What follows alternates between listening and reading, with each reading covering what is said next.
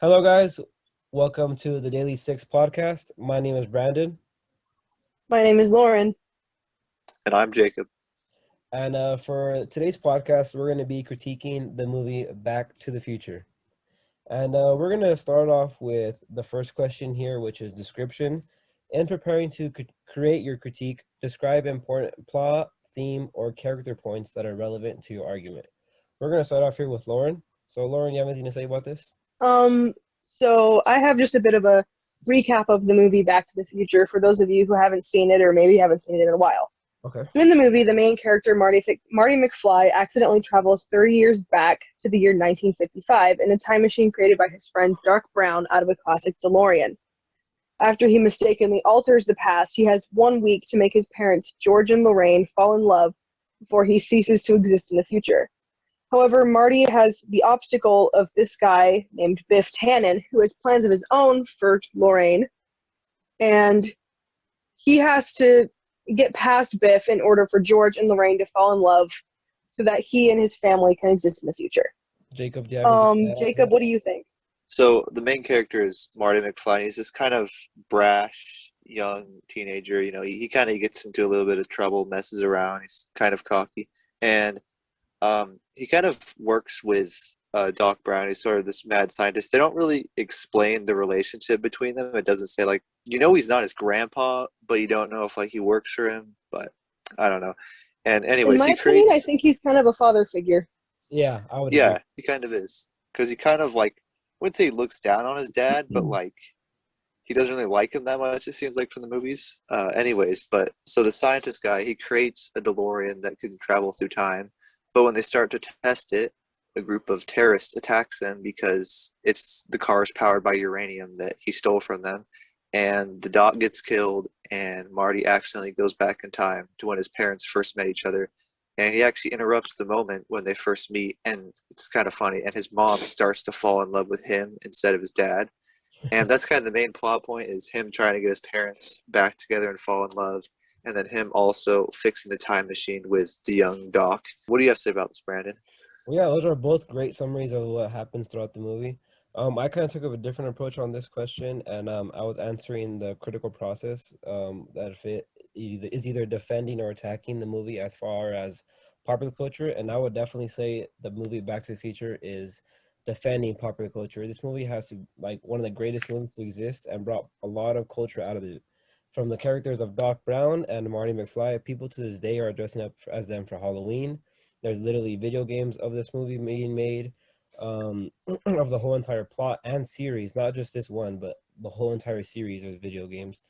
The movie is filled with popular culture. Not to mention, there's also literally literal roller coaster rides from this movie. There's some in Universal Studios Florida and Hollywood. The ride is pretty much people would step in to Doc Brown's DeLorean and go on an adventure of their own. This ride is a scene that features Lloyd and Thomas Wilson representing their roles as Doc and Biff as you hunt down Biff, who stolen one of Doc's spare time machines. So basically, what I'm saying here is just this movie defends popular culture. It has so much culture in the movie, from the characters to the plot to even as little as what they're wearing. And I mean, it's still affecting us now. If there's little rides that we could Yeah. ride and go through the movie like on our own in a way.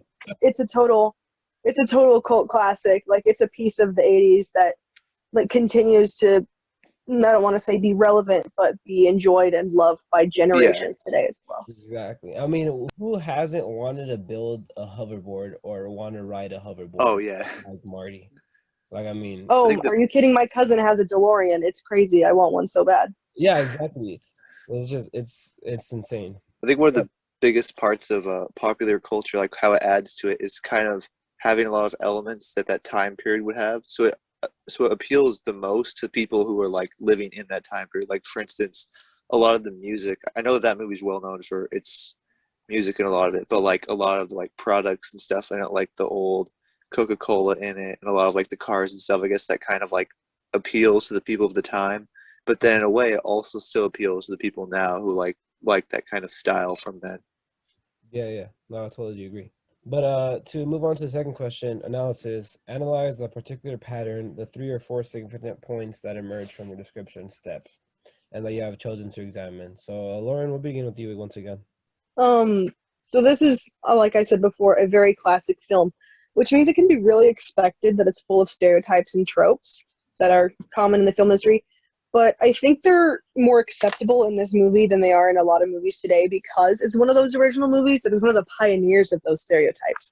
Mm-hmm. And, there's a reason that those stereotypes are used. It's because they're successful time and time again. But one thing that I'd say that I noticed a lot, and I noticed in a lot of movies, is their use of the male gaze and sort of sexist details. Lorraine, his mother, is a big part of her character is how she's that's a beautiful woman that all the guys are after, and that she's the girl next door character, the classic fantasy that every schoolboy had. Yeah.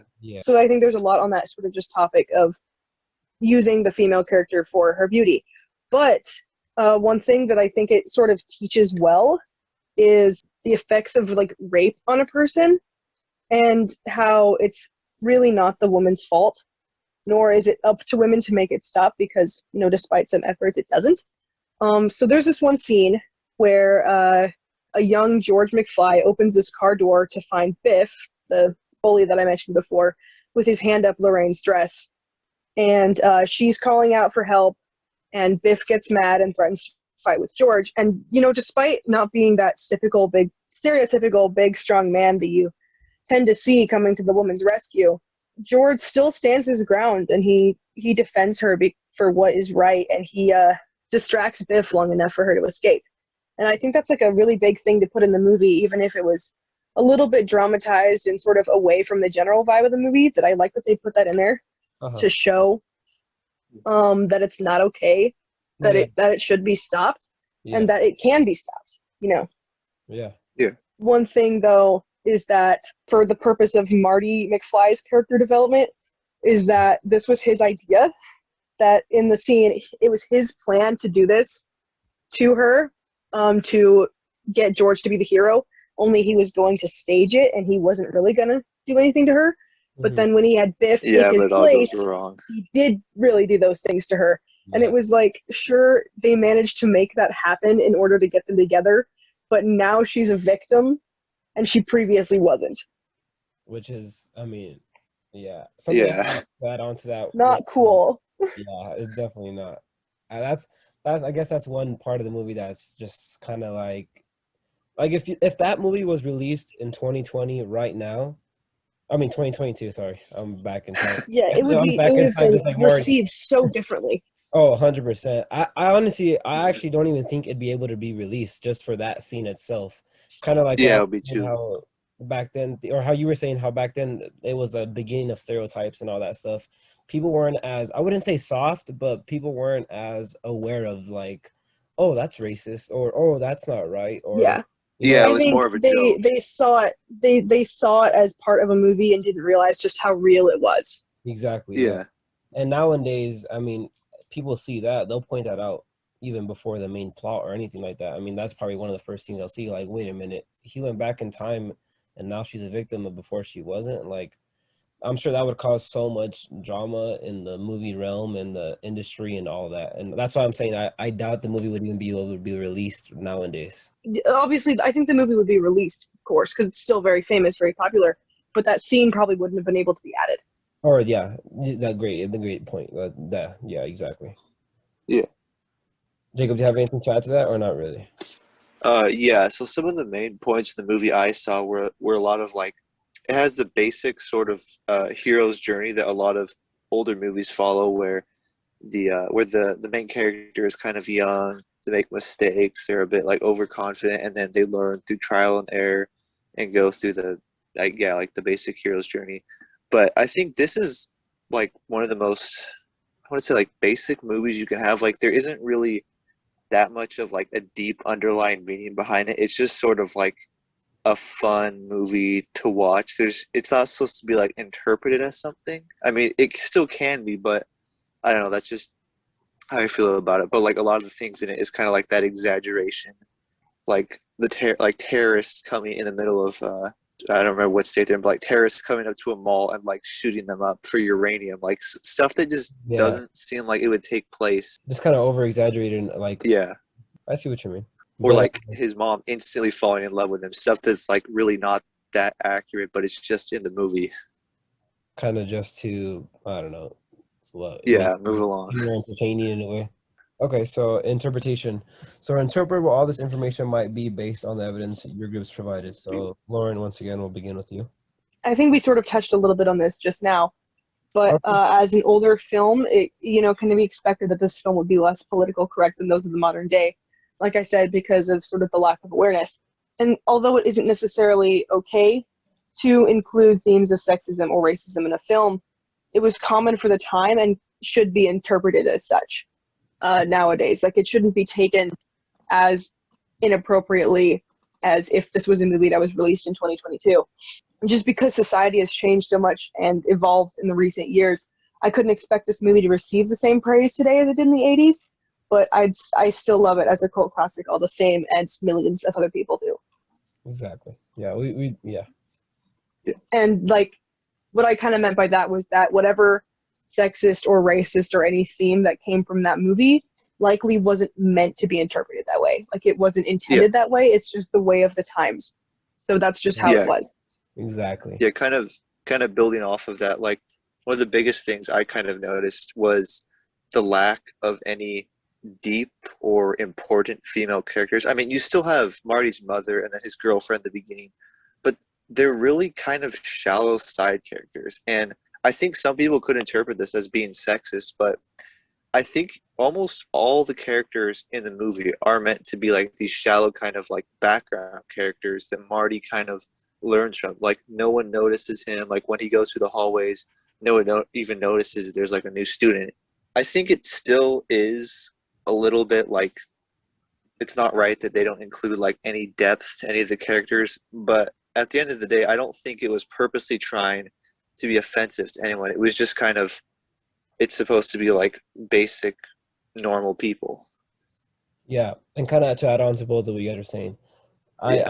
I see where Lauren's coming from, and I see where Jacob's coming from. They're as like I just said, like times changed, things are different. Hmm. Back then, like Lauren mentioned, I'm more than sure they did not mean for any racism, any sexism, any stereotypical allegations towards him whatsoever. But like nowadays, how we're doing it right now, critiquing the movie going back 30 years and critiquing it now is just there's obviously going to be a lot of different like points that we're going to give it, because now we know Yeah. that, oh, this is racist, this is sexist, Yeah, this is wrong. this is wrong. Back then they had no mind of, oh, this is a sick movie, we're gonna produce it and just go along with it. Little do they know they had Yeah. a scene of a girl being a victim of rape, and then she wasn't before. Like it's just, I don't know. I see where Yeah. you're coming from, but then again, I'm more than sure they didn't intend none of this, and I could see how they interpret a lot of it, though. How other people could interpret like sexism and stuff. Yeah. But yeah, on to question 4. So evaluation, discuss the limits of your critique and offer evaluations of the film industry based on your evidence and interpretations. Evaluate the movie by judging whether it works as a high art or popular culture. Lauren, do you want to begin or do you want me to start off with? Or Lauren, you could go ahead. Yeah, I'll go ahead. Personally, I think the film industry could benefit greatly by breaking away from tradition. Because, we all know the classic tropes, the damsel in distress, the guy gets the girl and they live happily ever after, the mean bully loses, and etc. And all those 3 are sort of displayed in this movie. And I'd love to see films that change up the stereotypes and show something newer with greater equality. Like a female lead that doesn't have to be saved by the hero. Perhaps she can be the hero of her own story. And I don't mean that in completely toward Back to the Future, but I just mean that in general. I think that would be really cool to see. And that, like I just said, Back to the Future includes a lot of these tropes and reinforces that sort of notion.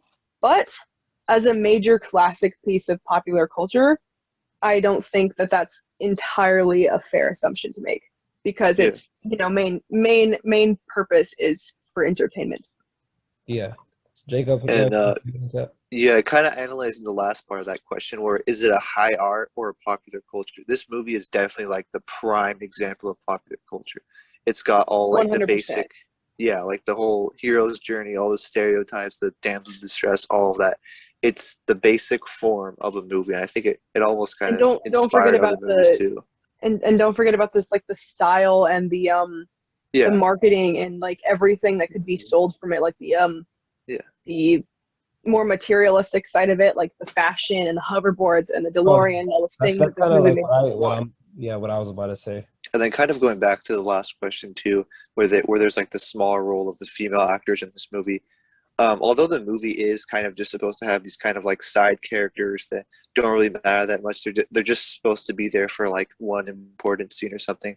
It kind of does show a lot of the smaller role of women and even other side characters and other movies and TV shows and other forms of media that are just kind of there to be there so that the story kind of makes sense.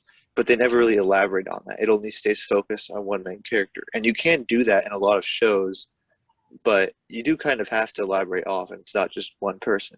Yeah, like as Jacob said, although this movie doesn't have an importance of a girl character, I don't think they did it on purpose. Like, oh, we don't like girls, so Yeah, we're not gonna mention girls. I just think it's simply the storyline. Like, it's simply the girl is not part of this storyline. It's simply Doc Brown, and Marty McFly, and I don't think they did it on purpose. But to yeah, also answer the last part of the question of it's high art or pop culture, this movie works as a popular culture without a doubt. I mean, my evidence to support this is from the movie, from the culture. The scene where Doc with the DeLorean, to this day, DeLorean is one of the is known as like the Back to the Future car. Not yeah. to That's what it's mention, known for. we had a car show in Sunnyside where I live here, not a couple days ago. I think there was three, and all you heard was all the kids. Oh, that's the car from Back to the Future. That's the Oh car yeah, from Back to the exactly. Future. Some people don't even know it's called the DeLorean. They just know it as Back to the Future It's car. the one from Back to the Future. Exactly, yeah. Or as well as the famous hoverboard, how Lauren mentioned earlier, how I was gonna say, you can search on YouTube nowadays and people are still trying to make one. And I feel like, as I said earlier, that's everyone's dream, is to have Marty McFly's hoverboard and ride it just like how he did. I mean, how much more popular culture can you get from a movie from 30 years ago? Mhm. Still people trying to figure out how to make one, or even ride one, or even just be like Marty McFly in a Yeah. way. I feel like that's all the evidence you need, really. But to go on question 5 now, engagement. Does your critique on the movie differ substantially from published reviews in local or national newspapers and magazines or webpage? So use the evidence from your critique to present your interpretation or film. So Lauren, we'll begin with you once again.